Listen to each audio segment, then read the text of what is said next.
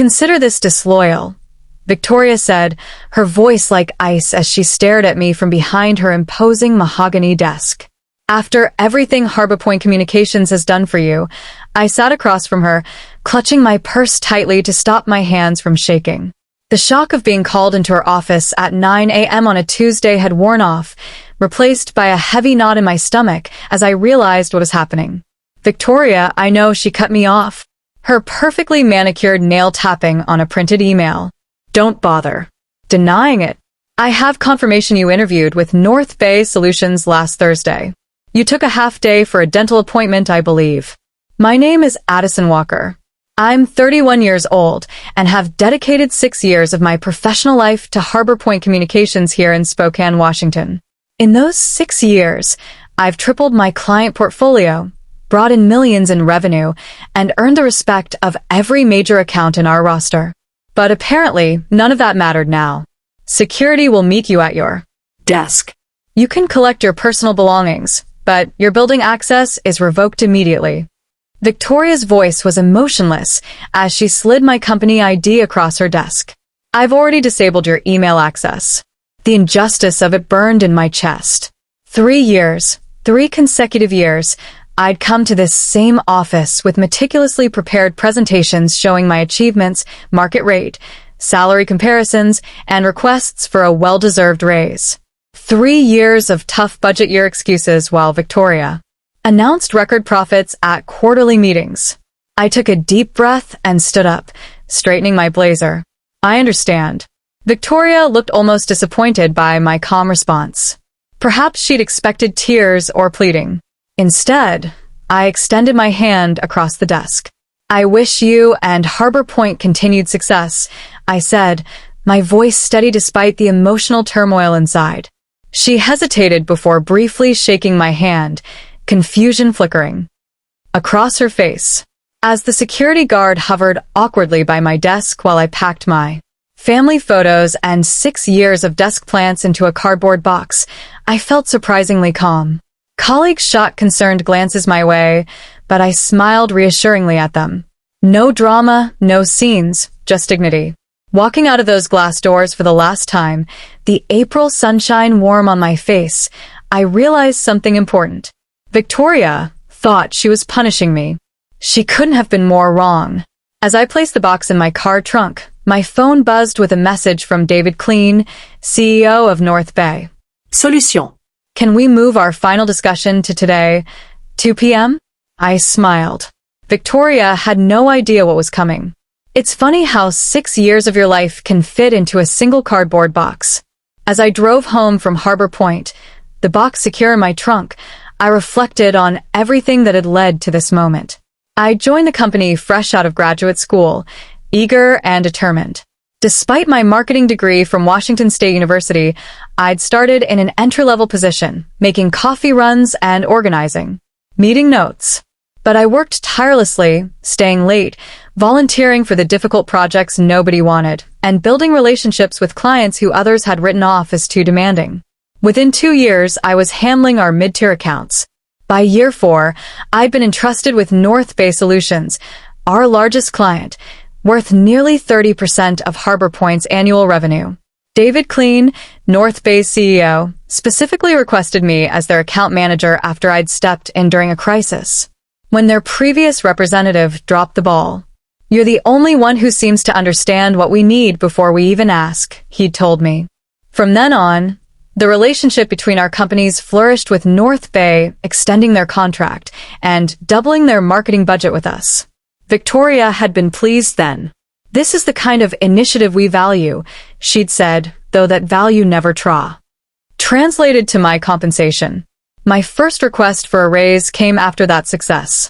Armed with performance metrics and revenue numbers that spoke for themselves. It's just not in the budget this year, Victoria had explained with a rehearsed look of regret. But your contribution is noted. I accepted it then. The economy had been uncertain, and I was still building my portfolio.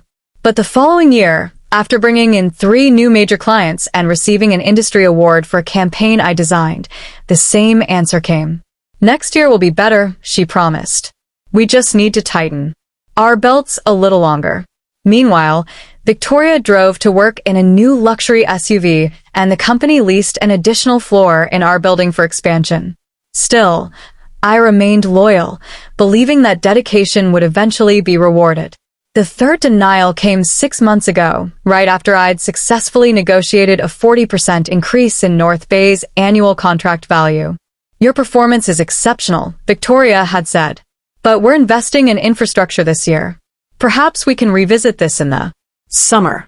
Something in me had finally broken.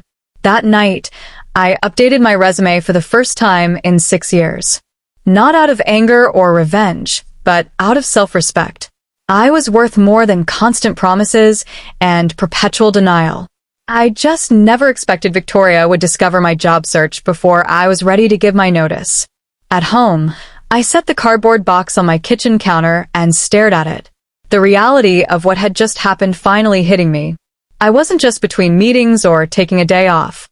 I was unemployed. The weight of it pressed against my chest momentarily, making it difficult to breathe.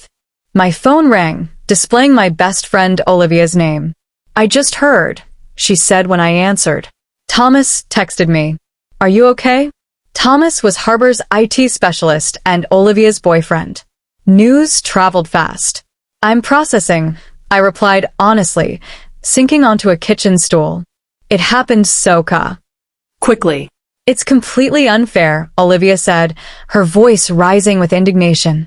"Everyone knows you're the only reason North Bay has stayed with Harbor Point this long. Victoria is just intimidated because you're better at the job than she ever was." There was some truth to that. Victoria had been the company's star account executive before moving into management. Many of us suspected she missed the recognition and client relationships, often inserting herself unnecessarily into my meetings with North Bay. "The worst part is how she did it," I said, feeling a flash of anger. Like I'd committed some kind of corporate treason by looking for opportunities after being denied advancement for 3 years straight. "It's her loss," Olivia replied firmly. "And honestly, Addison, maybe it's for the best. You've been undervalued there for years." She was right. Of course, I'd stayed at Harbor Point out of loyalty to my clients and colleagues, not because it was the best choice for my career, but getting fired like this, escorted out by security, as if I were a criminal, that stung deeply. My phone beeped with an incoming call. "David Clean. Olivia, I need to take this. It's North Bay. Go take it. Call me after," she said before hanging up. I took a deep breath and answered. "Addison, I just heard what happened at Harbor Point," David said, skipping pleasantries. "Are you available to come in today? I'd like to accelerate our conversation." My heart raced. "Yes, I can be there at 2 p.m. as you suggested." "Excellent. And Addison, don't worry about what happened this morning. Sometimes these things have a way of working out for the best." After hanging up, I stared at my reflection in the kitchen window. The woman looking back at me wasn't defeated. She was being set free. I showered and changed into my best suit, the one I reserved for pitching new clients.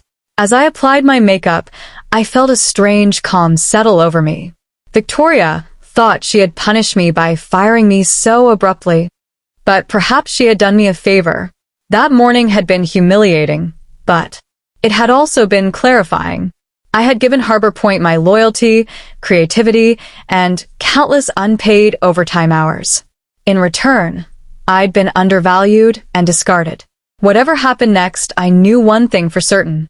I would never again give my best to people who couldn't see my worth. It was time to step into my power. The North Bay Solutions headquarters occupied the top 3 floors of a gleaming glass building in downtown Spokane.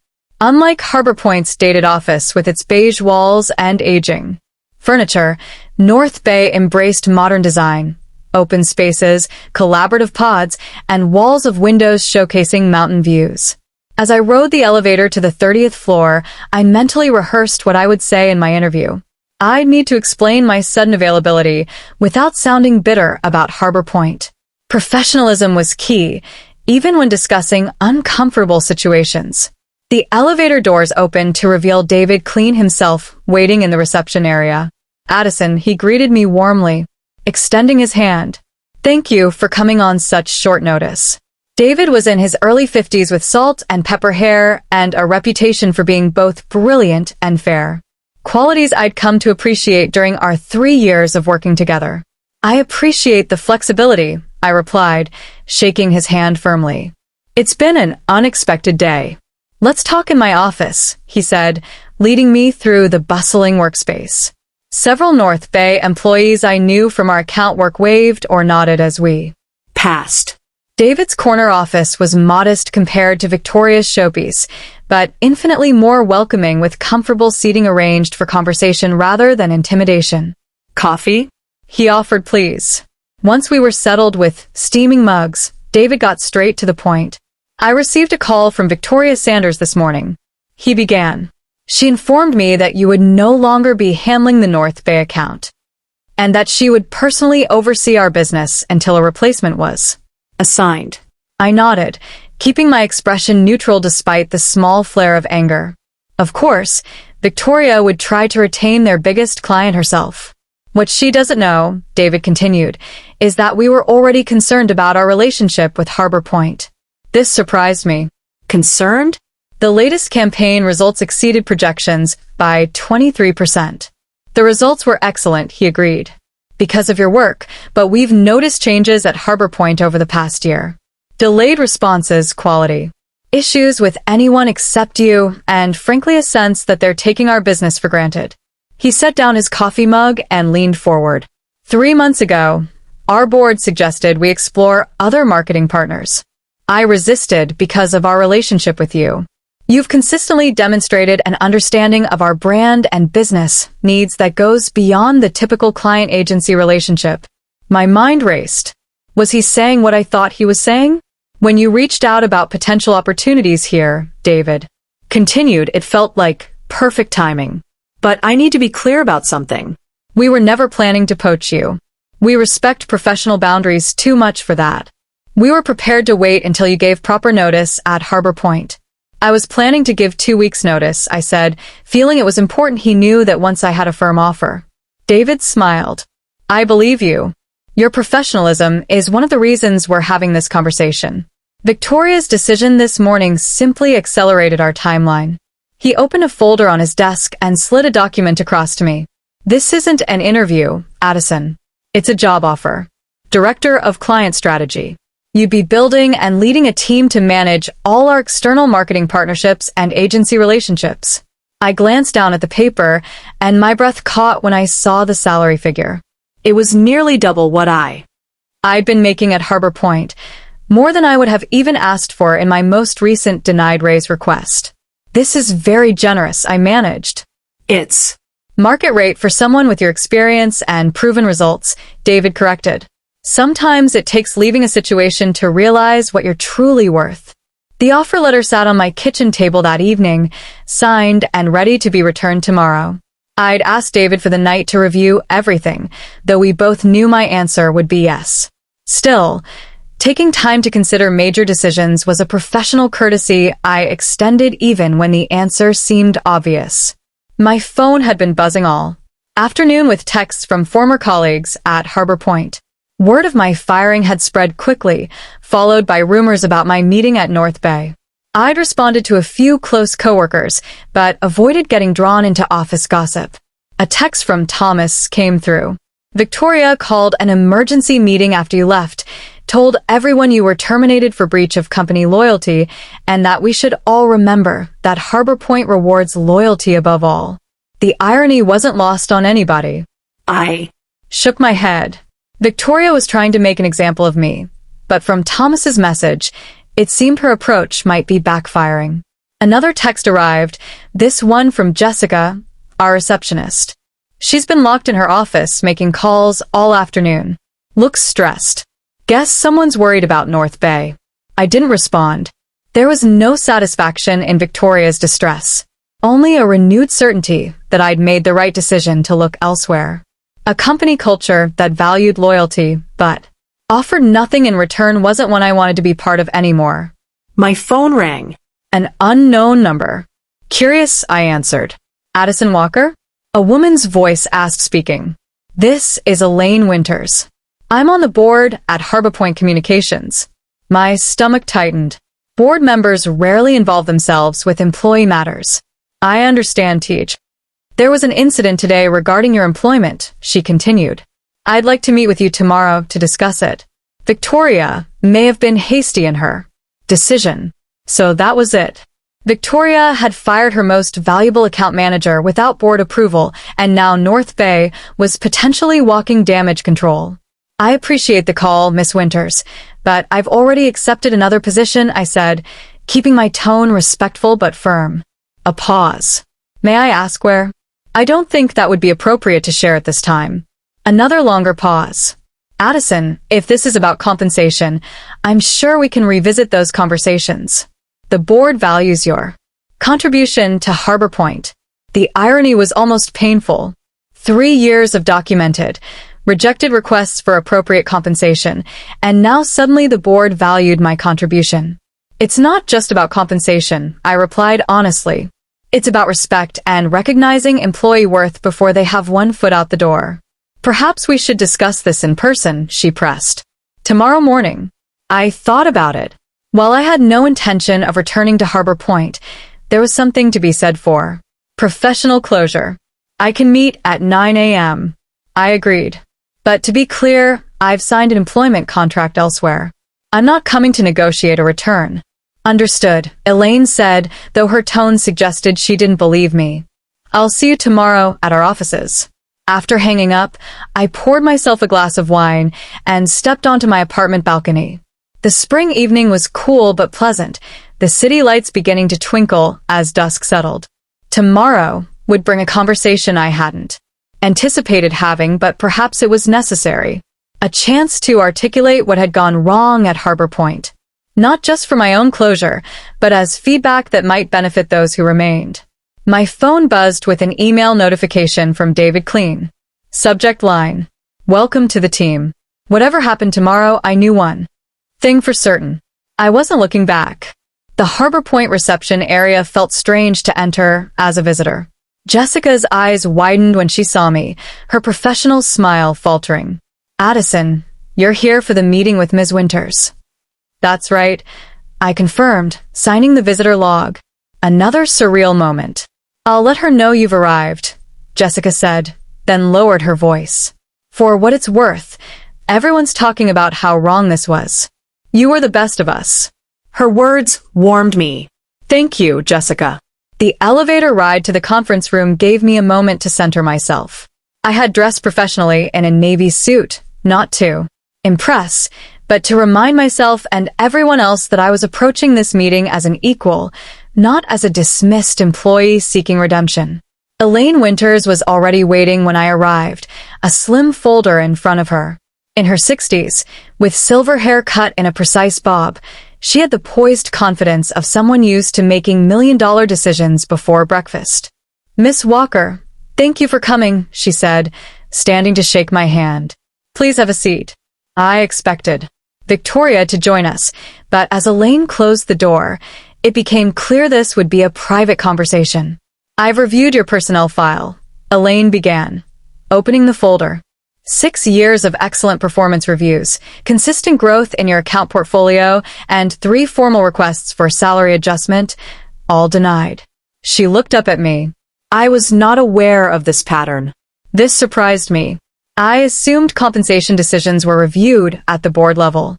Major compensation changes, yes, but management has discretion within certain parameters.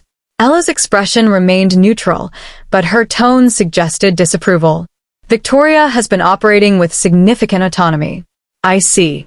What I don't see, she continued, is documentation justifying your termination yesterday. There's no company policy prohibiting interviews with other organizations. Kept my response measured. The word used was disloyal. Elaine's eyebrow arched slightly. An interesting choice given the circumstances. She closed the folder. Ms. Walker, I'll be direct. The board would like to offer you reinstatement with the adjusted compensation you requested in your last review, plus a 10% increase, and the title of Senior Account Director. The offer was better than anything Victoria had been willing to consider, but it came 3 years and 1 humiliating dismissal too late. That's a generous offer, I acknowledged. But as I mentioned on the phone, I've already accepted a position elsewhere.